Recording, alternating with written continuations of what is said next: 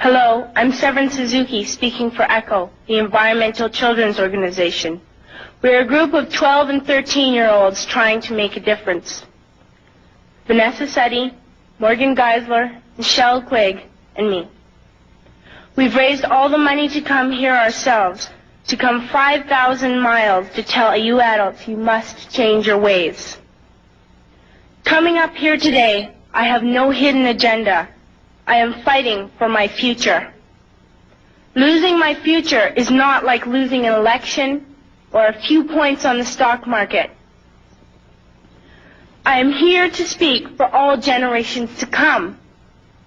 I am here to speak on behalf of the starving children around the world whose cries go unheard. I am here to speak for the countless animals dying across this planet because they have nowhere left to go.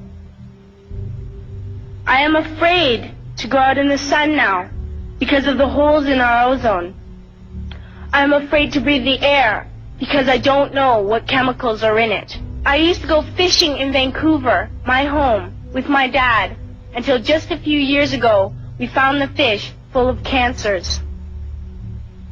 And now we hear of animals and plants going extinct, every day vanishing forever. In my life, I have dreamt of seeing the great herds of wild animals, jungles and rainforests full of birds and butterflies. But now I wonder if they will even exist for my children to see.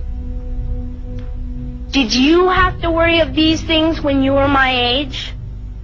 All this is happening before our eyes, and yet we act as if we have all the time we want and all the solutions. I'm only a child, and I don't have all the solutions. I want you to realize, neither do you. You don't know how to fix the holes in our ozone layer. You don't know how to bring the salmon back up in a dead stream. You don't know how to bring back an animal now extinct. And you can't bring back the forest that once grew where there is now a desert.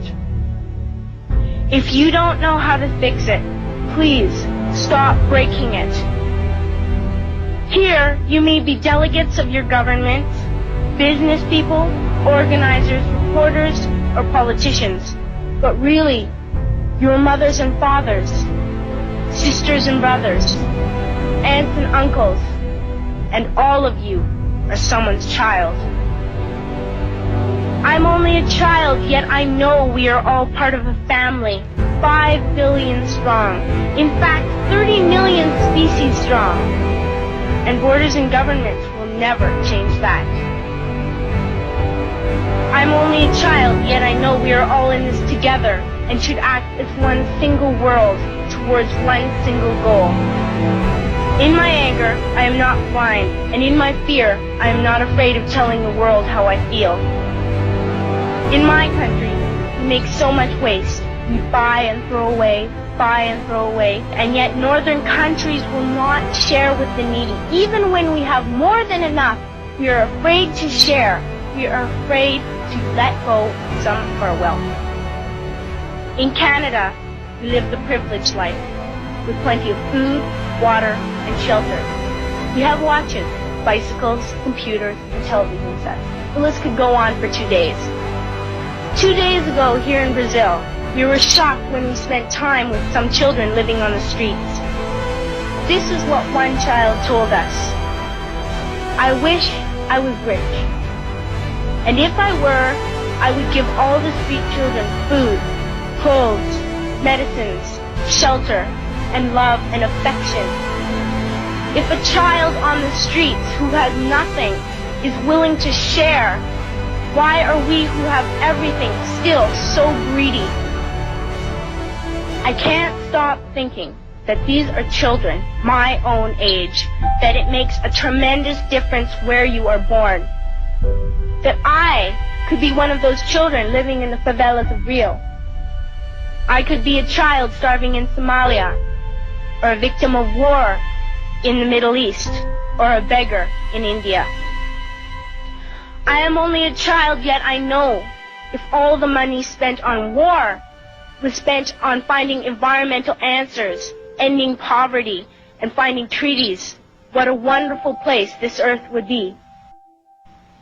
At school, even in kindergarten, you teach us how to behave in the world. You teach us to not to fight with others, to work things out, to respect others, to clean up our mess, not to hurt other creatures, to share, not be greedy. Then why do you go out, do the things you tell us not to do? Do not forget why you are attending these conferences, who you're doing this for. We are your own children. You are deciding what kind of a world we are growing up in.